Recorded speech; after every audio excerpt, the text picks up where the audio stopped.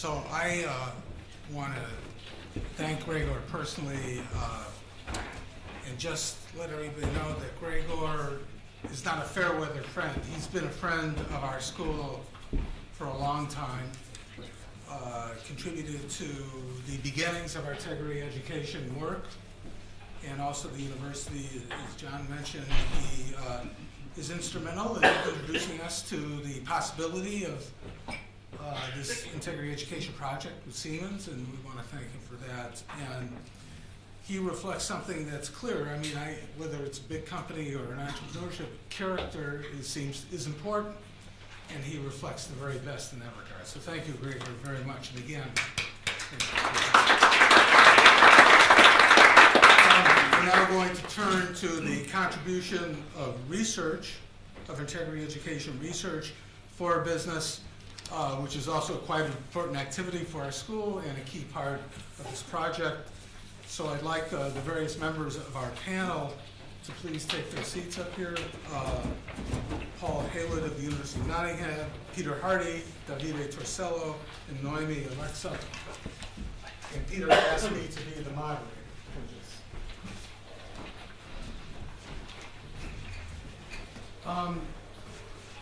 We're slightly behind schedule. I'm going to ask my panelists to help me catch up as best they can.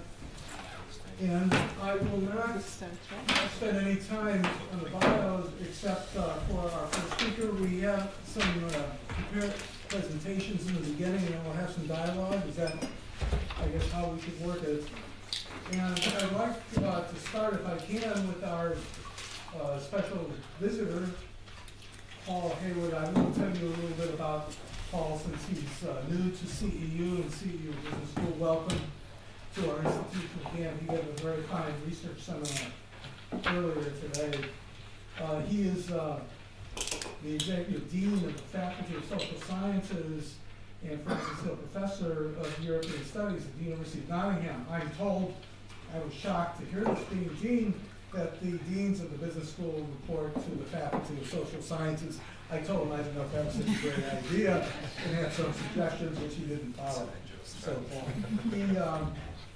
he is a very distinguished background. He was educated at LSE, and he is also a co-editor with Davide and Peter on an upcoming book to be published by Paul Grade on integrity. So he's also a collaborator, academic collaborator with the school. So without further ado, Paul, can you please say a few words, whatever you would like to say. Thank you. Well, thank you very much, and thank you for inviting me to be part of this panel. It's a great honour to be here. Thanks also to Gregor for mentioning the EU's anti-corruption report, which did indeed come out in February of this year, much delayed. I'm intimately acquainted with it because it was put together on the basis of having 28 country experts appointed across the member states, and I was still am the country expert for the United Kingdom, so I've been working on that report for well over 2 years, and we were pleased to see it finally emerge. We've been tasked with talking about managing integrity, the bad and the good, and I'm going to talk about the bad taking that obviously to be corruption and the good being integrity. And I just want to offer a few reflections in what will be a very, very brief set of comments in order to try to allow some time for discussion. The question was asked, are things going to get better? Gregor's view was in part yes. My assessment is probably not quite so optimistic. Why? Well, we've been focusing on corruption for well over 2 decades now in a really serious and major way, and if we're honest, if I were to give an honest judgment, I'd have to say that we've made disappointingly little progress in regard to combating corruption in spite of that focus. So what I want to do is just reflect a little bit on why that might be so, and also to suggest that we've probably paid insufficient attention to the actual link between fighting corruption and promoting integrity, because we've tended to assume that if you get rid of corruption, what you have left is integrity. And I'd like to suggest that that's not actually the case. So when it comes to dealing with corruption, I think we've got two fundamental problems in regard to the reasons why we've not been particularly successful in combating it. The first problem is that I think we've not really conceptualized it appropriately, and that's not a plea to have some kind of arcane, abstruse academic argument about what exactly it means, but it is a suggestion that corruption is such an all-encompassing term that to talk of a single thing, corruption, is inevitably and necessarily misleading. And I think we ought to be much more careful and specific about the kind of corruption we are talking about when we combat corruption and when we try to combat corruption. And indeed, the vast majority of the kinds of things that Gregor was talking about in his fascinating and I thought really stimulating talk were actually bribery. And bribery is a real issue, but corruption goes way beyond bribery. The second fundamental problem, I think, in regard to anti-corruption and some of the reasons why we fail to address it is that we don't really think carefully enough about what it is that we are trying to say. When we talk about corruption, we tend to talk about corruption as it occurs in particular places. So we talk about corruption in given countries. We talk about corruption, let's say, whether it's Venezuela, whether it's China, whether it's the United States, as if corruption somehow stops at borders and then transforms once it crosses those borders. At a very, very general level, that might be true, but of course corruption, acts of corruption, take place in specific locations involving specific people engaged in specific acts. And I think we need to understand that better in order to be able to effectively combat corruption, because only by understanding what the actual instances of corruption are, rather than the broad location, will we be able to get a better handle on combating corruption. And a third thing that I want to mention here is that I think it's unhelpful to draw too broad too clear a distinction between public sector and private sector. There is a clear blurring of lines between public and private, increasingly with public sector delivery being often carried out by private agents, and this makes the public-private distinction unhelpful, and yet it lies at the heart of much of the anti-corruption rhetoric. If we struggle to conceptualize what we're talking about, and if we struggle to understand what it is that we're trying to combat, inevitably we're going to find it difficult to do that. I also think it's a tendency to believe that if we combat corruption, we will generate integrity, so that getting rid of corruption leaves the space for integrity. Well, there's something in that. Of course we want to reduce corruption, we want to get rid of corruption in as much as possible, but corruption and integrity are not actually antonyms. So if you think about what it means to say somebody is corrupt, well, corruption isn't a kind of state of being. It's quite possible for somebody to be corrupt in some aspects of their lives and completely not corrupt in other aspects of their lives. Corruption is a series of acts. But knowing that somebody is not corrupt, we might know, for instance, that an individual would never engage in a corrupt activity. Does that mean that we know that they act with integrity? Well, we can't make that assumption. People can be non-corrupt, people can be completely non-corrupt, but still not act with integrity. They might be sloppy, they might be inefficient, they might be unengaged, they might be hostile, there might be a whole host of things which are less than being or acting with integrity. So what we need to do is actively promote integrity. It's not enough to fight corruption, we have to go beyond fighting corruption and actually promote integrity. And one difficulty there is that it's actually not that straightforward to identify the positive connotations of what it means to act with integrity. People talk about things like impartiality, ethical universalism. It's probably more than that. Acting with integrity, I think For me, one of the useful ways of trying to conceptualize it is to say that somebody who acts with integrity is somebody who does the right things in the right way.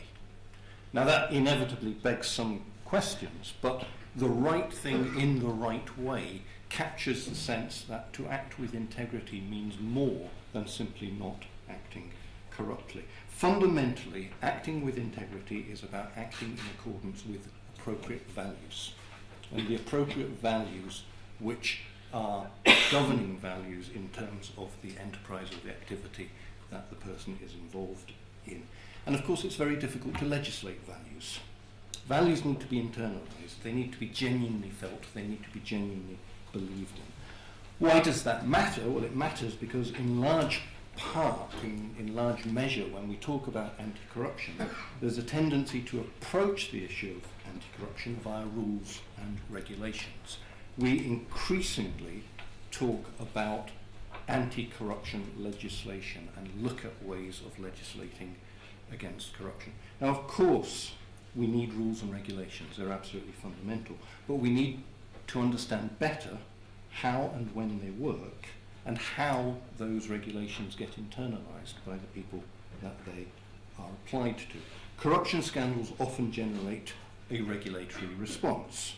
And what you get, what you tend to get, and the United Kingdom is a very good example of this, is a proliferation of regulatory responses which are unconnected and lead to a confusing picture in terms of the whole regulatory environment. And so what you have in the United Kingdom at the moment is probably the world's most far-reaching anti-corruption legislation in terms of the Anti-Bribery Act, which was passed in 2010. But the Anti-Bribery Act is just one element of a whole host of different aspects of anti-corruption that takes place in the UK, which are almost impossible to follow and understand.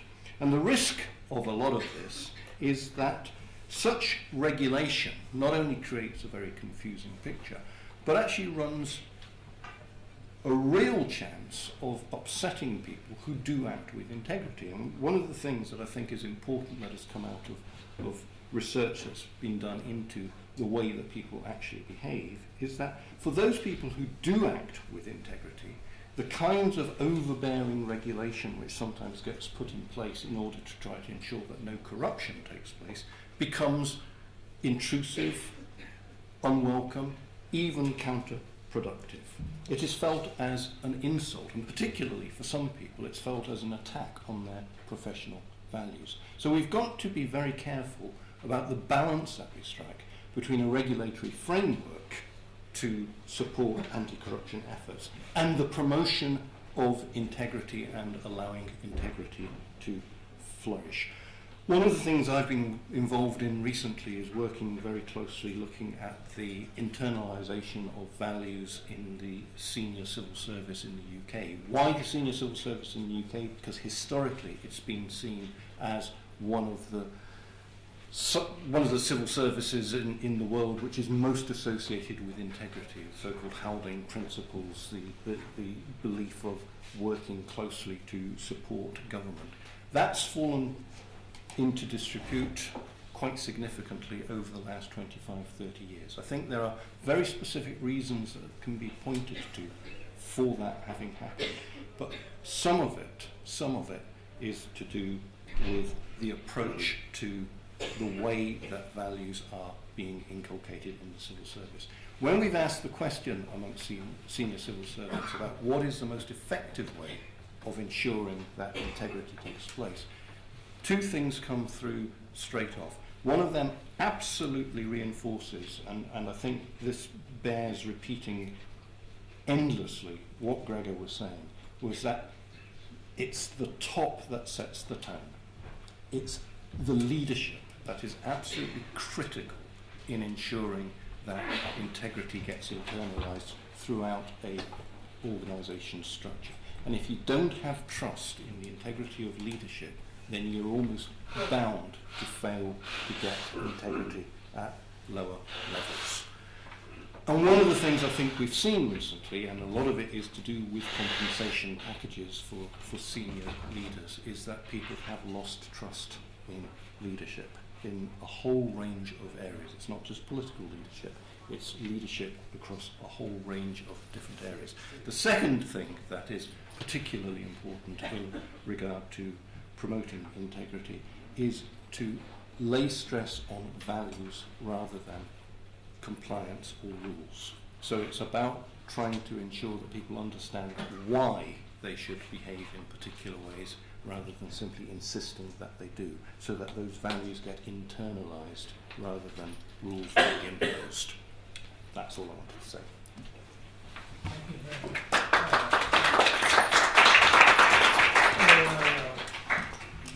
Extremely broad-ranging and I think sophisticated discussion of this topic.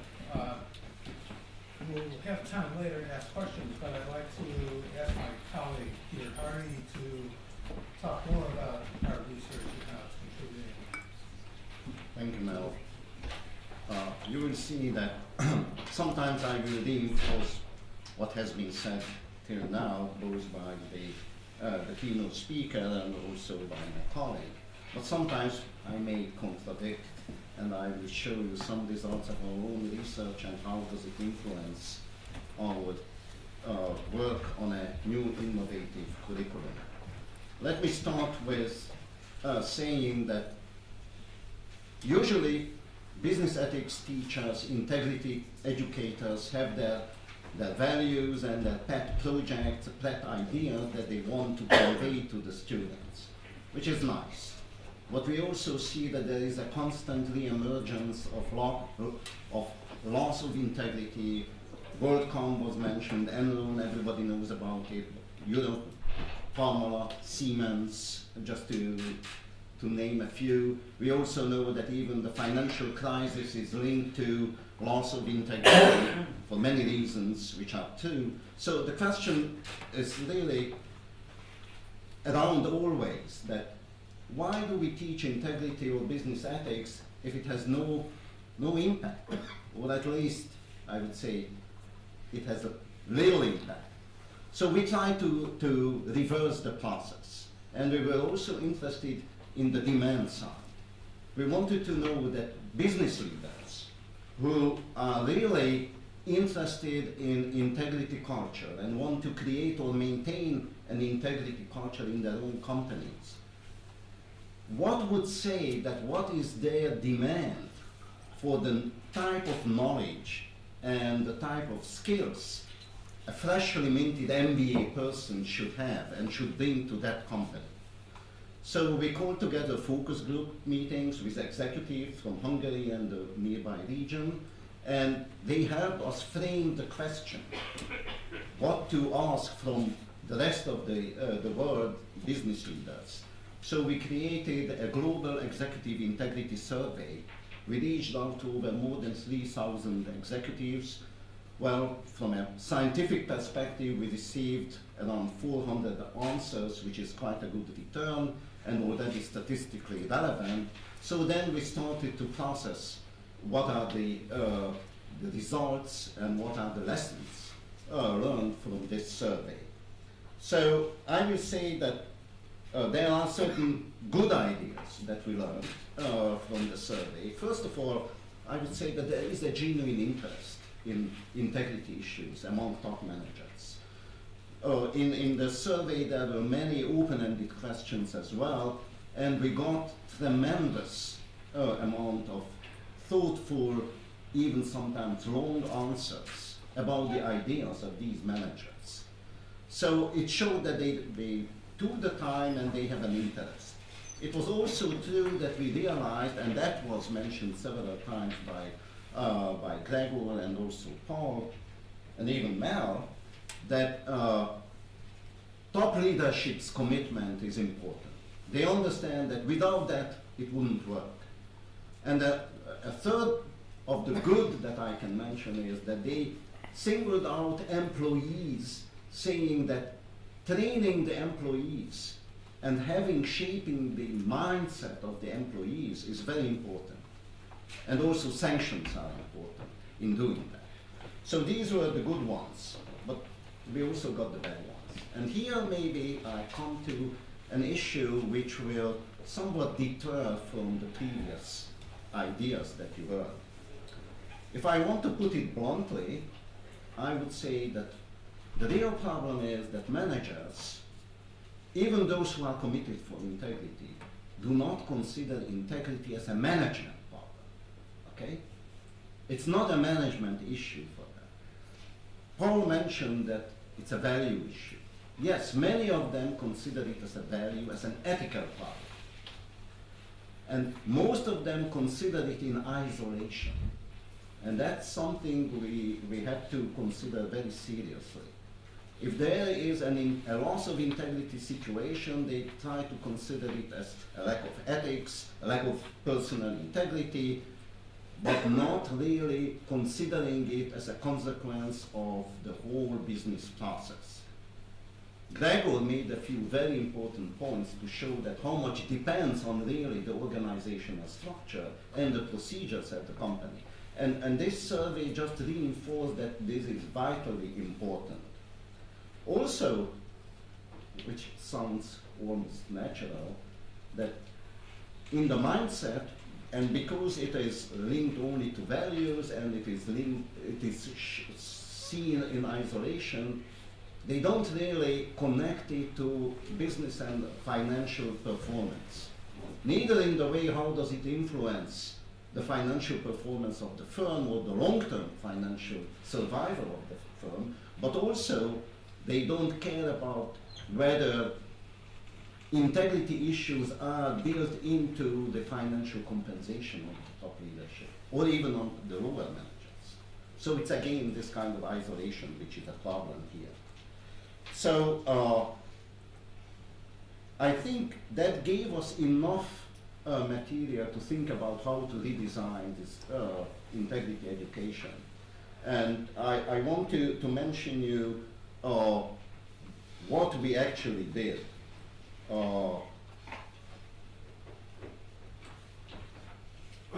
We designed a new curriculum. And the main elements of these new curriculum try to reinforce a new learning experience. And I want to list 3 of these new learning experiences. One is that they have to understand managers, and we have to teach them how to do this, what I call the macro environment within which integrity can be managed. Macro environment means sometimes global issues, global markets, and it means national issues, legal regulations, politics, policy issues, social and cultural ones, and you will hear more about this from my colleague Davide. And these all influence the way you perceive integrity and the way you can manage it. So that is the macro environment that you have to understand in which you operate. And I just want to reflect on one thought of Mel when he situated the integrity program in the context of the business school strategy. Indeed, it is very important to see that it's a kind of globalized market with new globally accepted rules, which we may disagree, if you wish, but we have to obey. We have to understand what are these, and we have to follow them. And that's particularly important in that kind of multicultural context in which we teach our students who come from sometimes in one class of 40 from 22 different countries, you know, and they clash, they don't share the values. So how you can explain what is integrity management if it is only focusing on values? So instead of that, we want to focus on what does it mean from a management perspective. So understanding the macro environment is crucial, but also you have to understand the micro environment which comes within the firm. What kind of strategic issues, what kind of organizational issues are related to integrity management, human resources, legal issues, financial issues, but also how does it penetrate into every single business transaction that the firm really performs. So in that case, it is also important to see that if you have an overall strategy, how you can apply it on supply chain, you will hear more about this, how you can apply it to sales and procurement, which is usually the suspects mostly for corruption, or what you can do in other forms of business transactions. So that's what we try to develop and offer a new degree educational curriculum. But of course it also impacts our executive trainings, and we try to develop also tools and new cases coming from this part of the region, because our target audience is primarily from the former Soviet Union and from the Central East European countries. So I think it is an exciting task. We already developed several core and elective courses and several new trainings. You will hear more about them immediately. Peter, thank you very much. I can tell you, coming from the U.S. Business School, that this work in integrity education is a key differentiator, and it has a lot to contribute to the West. There's kind of a reverse innovation taking place, and we plan to present it actually in New York in June. So this is a major contribution to the business school world. I'd like to now turn to our colleague, Davide Torsello, who brings us a unique perspective to this whole field of integrity education. Davide. Yeah, thank you very much, Mel, and I'm privileged to be here. So I mean, just to start, it's a short presentation. My presentation will be done in a Japanese way. That means that I start from the last slide and then I go backward. So my actually position in the business school is rather interesting. When I applied 3 years ago for this position, I actually was asked by some of my colleagues here. It came, why an anthropologist should apply like in a business school position studying integrity, because it's myself, I've been studying corruption over the last 10 years. And this was making me reflecting. Then I came here to see you, Maine, because I got some colleagues here at the Department of Anthropology. And it was that fortunate that they actually asked me, why did you choose to go to a business school? So nothing changed about in this kind of answer. And actually, now I'm realizing a little bit more myself. We also took a risk by applying. yeah, but now you have to see. Okay, so it's just to show you, it's my perspective is actually showing you how like to apply like anthropological research method, like to study corruption. We are not so many in anthropology who are studying corruption, but actually like the few of us who are doing, they are doing peculiar things. So what I'm gonna like shortly present you, it's an ethnographic research. So for those of you who are not familiar, the word ethnography means doing direct research. So that means doing research with interviews with people, following people, doing observation, doing focus groups. That's the direct research that we are doing in anthropology. So my interest in was trying to see the other side of the coin, which is a little bit like related to what Gregor mentioned. It was actually to see how compliance mechanisms work here in Hungary, and I had this privilege of being here in Hungary, so I actually took advantage of that in a way. I chose a small sample because doing like this kind of interview, it takes time, and of course it's not easy to find people. So I actually chose a small sample of 8 compliance officers coming from 7 companies located here in Hungary. These companies, 4 they are multinationals, 3 they are Hungarian local companies. So I actually set interviews with them. They were very participating in them, and my task was to ask about 3 topics. The first topic was about how did they get to this job, what kind of training, what kind of background they had. The second topic was about challenges in dealing with top management, about like integrity, corruption issues, and the third topic was about whistleblowing. In these slides, I put like a little bit of my kind of findings of this. So the first finding was that 6 on these 8 compliance officers, they are females. So this is something that if you want, I can explain you my own idea about that. But I'm not going to stop on this kind of things because I think it's a bit kind of gender bias. But But the second point is interesting. If you think about compliance officer, basically you think about legal experts. But there were only 2 persons on this who had like a real legal background, and most of these other people they came from economics, from finance, from other sectors. So I wonder, how come that you are not a person with a legal studies background? And most of the answers to this was actually they don't like lawyers, because lawyers they are people who are poking too much the nose in other people. Voila. But more interested than this, if I ask it actually, how is your position perceived within the company? One of the findings of this small research was actually that most of these CCOs, because they were mostly CCOs, they actually felt like not at ease by this perceived power of these figures within the company. Because basically, these compliance officers, because of the reporting system that you know very well, that most of the companies, they got like a compliance mechanism set in which the officer is actually reporting like to the CEO, to the top management. But there are larger multinationals in which there is a double reporting system, in which one part is reporting to the board and the other part is reporting to the CEO. So basically, in this second part, there was much more feeling that these CCOs, they are actually becoming increasingly powerful because of this power, because of this reporting system. Now, this was a very sensitive issue because this was affecting trust. We've talked of trust also in this presentation.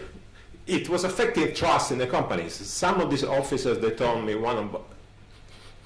they told me very interesting things, like mentioning one word which was actually repeated 6 times in these different interviews. They always speak about the human factor, If you talk about like what is compliance about, compliance should be about rationalization, should be about standard procedural mechanisms that they are enforced and implemented in every company. So basically there should be no space for the human factor. The human factor is dangerous itself, right?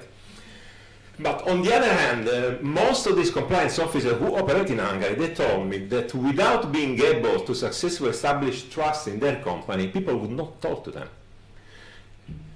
And not talking here, I'm not speaking about the investigation procedure, but I'm speaking, like for instance, about the training, because the compliance officers, they are part of the company. They are training like people in the company. They are trying to build trustworthy relationship with them. So what I actually kind of had like in these conditions, that because of this increasing power felt by these compliance officers, they are more and more seen as a kind of policemen. They are not very much present in the company. They don't like people like me to go for a beer with them.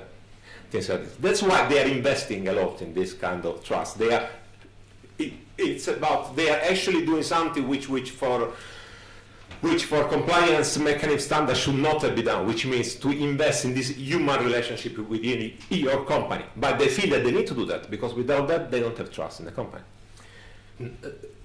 The final point is about whistleblowing. This is a very interesting point. Actually, like 2 weeks ago, I was interviewed by a corporate compliance journal, who is called Corporate Week, who is located in San Francisco. They actually heard for some reason, because I published a paper on this topic. They interviewed me on the telephone, and they asked me what are the cultural mindset of this compliance mechanism here in Hungary, but mostly like in Eastern Europe. What do I think about whistleblowing? My kind of response to that, it's actually what emerged from this research, and I think that all the people they are from the region, they understand that there is a culture which is not supportive of whistleblowing in these companies, and actually that's the opposite. Whistleblowing is seen as a very bad thing. And when I responded to this guy from San Francisco, that this is a typical thing in this part of the region, because there is a cultural background on this. Like, this guy did not understand, what do you mean about that? And I say, simply because during the communist period, whistleblowing was used by the regime to spy on citizens. So if you think about a cultural mindset, is something which takes a little while, to change it. So basically 25 years, I don't think that they're enough, to eradicate this kind of, you can call it memory, you can call it value, I think it's a kind of value. So basically what was very difficult for these compliance officers was to set up, like for instance, helplines, hotlines, that compliance officers, they are using them a lot, because there was no trust for this, because the idea that you are whistleblowing somebody is something that is culturally not acceptable by this kind of thing. That was one of the most interesting points. So going backwards, I mean, what I actually wanted to make you understand with this brief presentation it was actually that what we anthropologists do, we actually like deal with differences in culture. But these differences in culture, they can actually speak about different applications. If I want to speak about like the integrity model, what we are dealing with integrity, one of the privileges that we have, like in anthropology, is actually we are actually able to understand how people think, why people think like this, because we follow people, because we talk with people. We don't just rely something like on statistics, quantitative reports. And by doing that, sometimes you can understand better. You can understand better how an organization can work. So just like a very final mention about like relating to what actually like Paul mentioned, like I'm also part of an extremely large research network which is studying political corruption together with Paul. It is a major like European Union fund. And it is interesting that Brussels at some point actually asked to have like an anthropological section in this project. That's the first time I ever heard that a very largely like funded research project about corruption was asking that perhaps anthropologists should tell something about cultural differences. And it's actually related to what you say, Gregor, that there is one part of this corruption which cannot grasp very much, which is actually like the cultural part. And similar to what I say, like, I mean, this is more research about compliance mechanism. Basically, like, this cultural part is actually like the values that are explaining certain behaviors. In this case, for instance, the behaviors. It's like the behaviors that are just contrasting in whistleblowing, for instance. Thank you very much. Thank you so much. Again, another very sophisticated and fascinating cut on this corruption integrity area. And now I'd like to turn to one of the newest members of our faculty, Noemi. Alexa, please. Thank you. I will talk about from the point of view of a practitioner and what we can offer at the business school for practitioners in a very practical level, following up on Peter's remarks about the curriculum we have developed. So, if you are a business people, very many business people find themselves in a situation like that, when there are many expectations, very contradicting and different expectations from your board to create profit, to create good quality and growth in your company. At the same time, you have your own expectations towards yourself as a business leader. You have your own values. You have your family's expectations from you as someone who maintains a family. Plus, you might have the expectations of your employees, your colleagues. They want to have a nice workplace with good working conditions. And there is your stakeholders who might have come up with other types of expectations, like respecting the environment. Plus, there are the government's expectations of keeping the laws, and you have to manage somehow in this chaos of expectations. So the starting point of our executive training program and the curriculum for the degree education is that going between these expectations needs a management perspective. This is what Peter mentioned, that integrity is a management task and has to be seen as a management task if you want to be successful. And managing these expectations is not an easy task. First of all, it needs to be a strategic decision, or there needs to be a strategic decision on behalf of business leaders to manage these expectations in the right way. And I will talk about the right way later. But the important thing is that there is a need for leadership and a strategy to manage these expectations. Do I invest in a certain environment? Do I partner with a certain company? And I think Gregor's examples just show these dilemmas. Just like the soundtrack we needed. That's a reinforcing. We are an entertaining. You gotta manage expectations.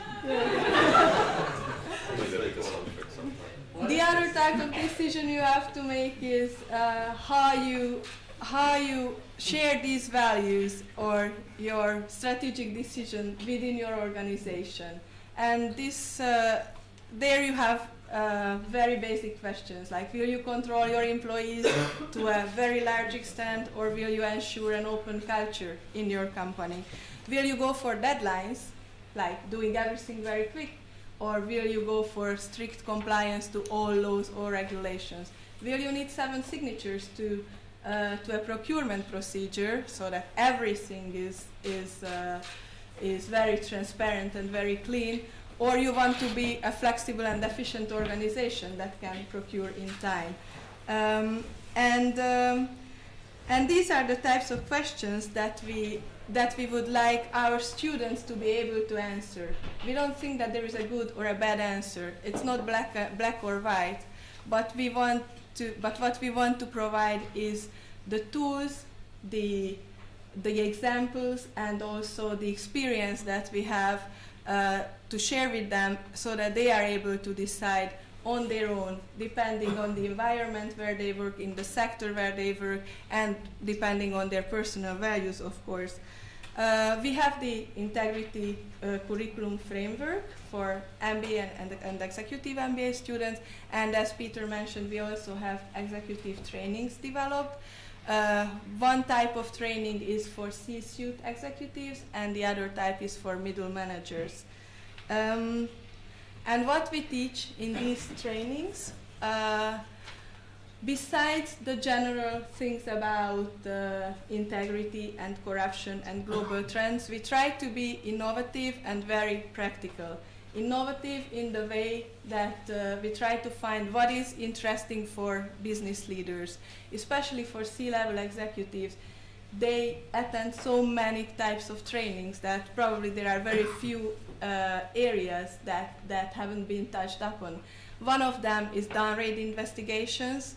That's probably the nightmare of all business people, when suddenly your company is raided by investigators, or you are down raided at your home in the morning because of some fraud or bribery that you are even not aware of in your company. And the aim is to show how you can prevent these cases, and once you are there, what is the best way to manage such a case. And the other innovative and very practical thing is the level of business transactions. How do you ensure integrity in certain business transactions, like in supply chain management? What do you have to focus on? What kind of tools you can use to assess risk of a supply chain and to counter these risks that arise from global trends, and also from the loss of integrity or bad integrity management of your company or the supplier's company. So we try to be very practical and provide very practical knowledge, and not just in the supply chain, also in human resources, in procurement, in conflicts of interest, so that those people who finish the training can go home or back to their company with something that they can use from the next day. And we try to be innovative in our methods too, using board simulations, case studies, and the trainings, and also the degree education is very interactive. And I just want to emphasize the importance of case studies in integrity education, because what we find is that case studies are the way through which participants our students can most easily internalize the knowledge of business integrity and integrity management. But we do lack case studies in the Central Eastern European region in the topic of business integrity. So we hear about a lot of cases, we read about a lot of cases in the press, but from an academic point of view, from a teaching point of view, these cases are not really elaborated. And we want to have more case studies so that we provide a wider set of knowledge to our students. That's why we announced a case study competition together with the American Chamber of Commerce in Hungary. And we ourselves are making a case study on the bribery scandal of Hungarian telecom company in Macedonia and Montenegro. And the aim is to show what kind of business and organizational dilemmas a business leader has when investing in an emerging market economy, and also how a very strict investigation has an impact on the company, and how a good compliance system or a good integrity management system works in the company. So this is a very brief introduction to the executive training part of the business school, and my personal motivation in that is that I strongly believe that by educating future business generations or just current business generation for critical thinking about corruption and integrity, and making them prepared for unexpected risks will help their business to be sustainable on the long run, and probably that's why they all attend the business school. Thank you very much.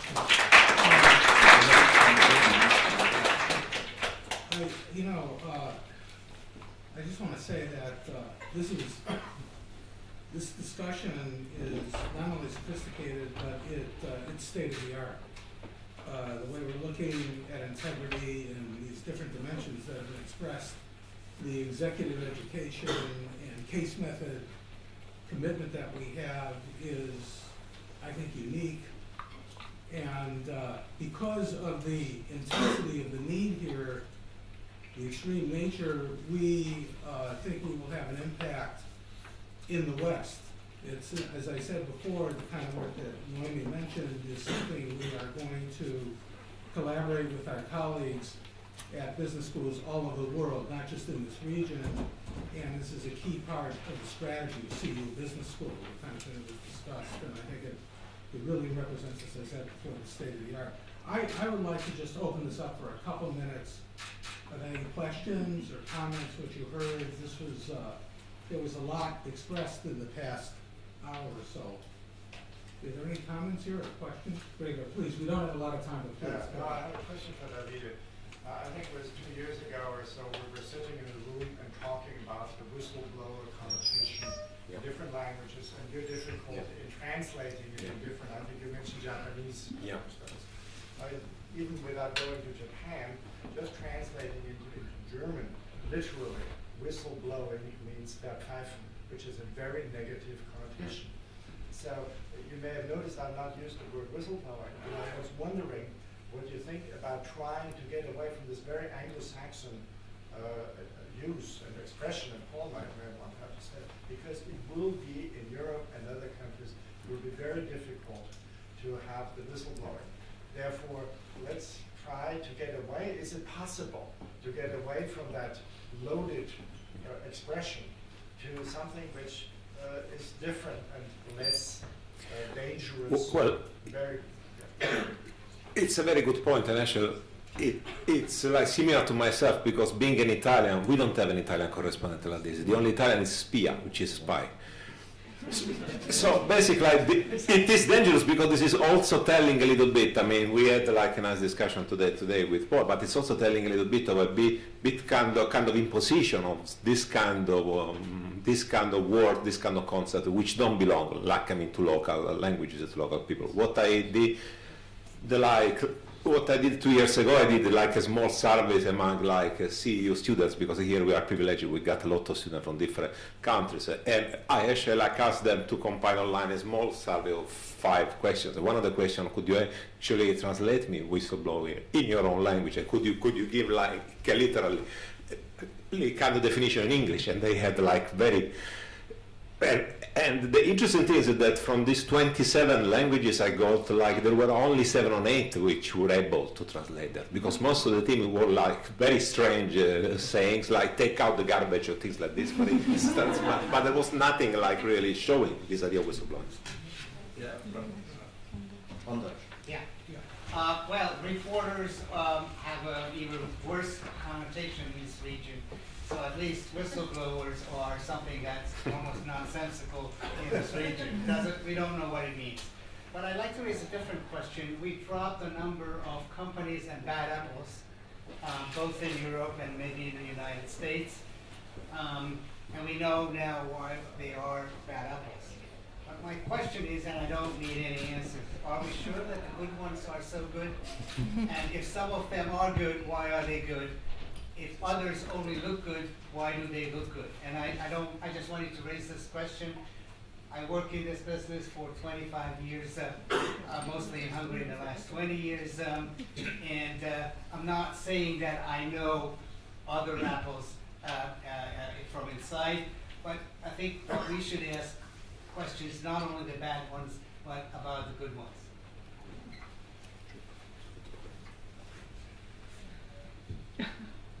You don't want an answer.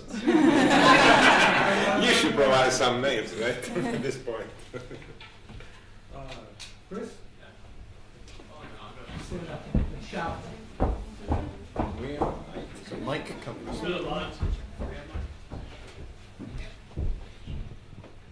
We spent a lot of time this evening talking about large corporations, about the challenges of integrity. I really like the angle that we've taken here, is moving away from corruption and really talking about how integrity is absolutely central to being an effective manager and, frankly, an effective leader. Like our keynote speaker, I grew up through banking, and like our keynote speaker, I never really was concerned about being able to go to a senior manager or being able to go to corporate counsel. I had occasion to do so myself upon occasion. I'm not really worried so much about the big apples. I'm really worried about the unique challenges for entrepreneurs here in this society as a venture capitalist here in Central Europe. I'm interested in coming back to Dean Horwich's point about the 2 critical issues for these graduates is integrity and entrepreneurship. And where does this panel see the intersection between the 2?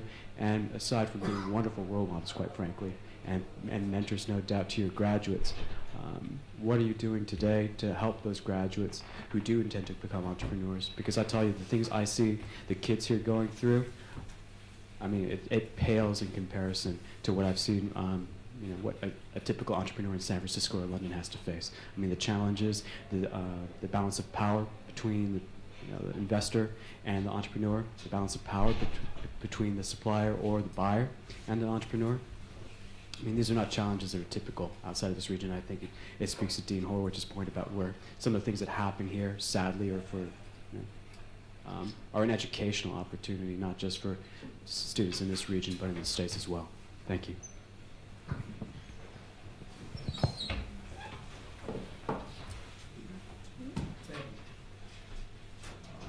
Any more comments or questions? We really, this is obviously important throughout the whole economy.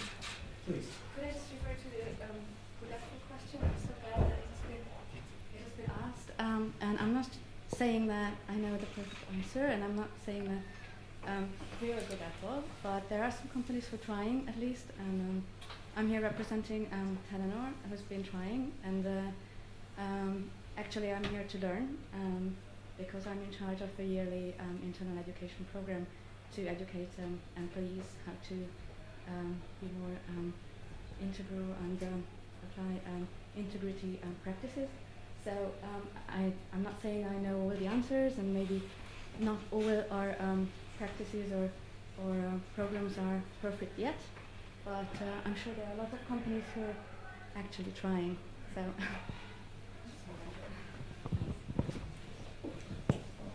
maybe I just want to reflect on your comment. And I'm not optimistic. It's much more difficult to deal with SMEs or future entrepreneurs. At the same time, many of our students want to be individual entrepreneurs. So here, what we can offer, at least to understand what are the rules, what are the tools that can be applied when they come to a point when it should be applied. And on the other hand, in their case, I think the value issue is more important. How they can combine their individual or family or social values with the values required by modern economy. And that's not easy.